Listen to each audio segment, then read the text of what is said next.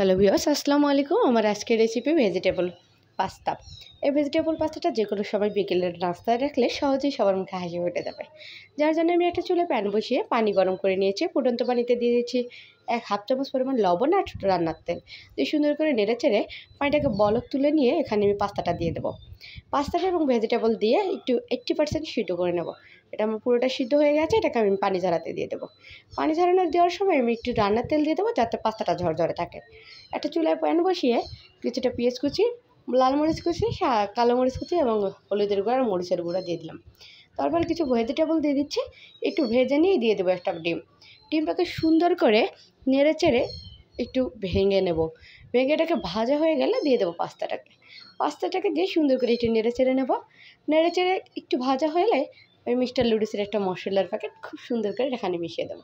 Just তৈরি হয়ে গেলো আমার ভেজিটেবল পাস্তা।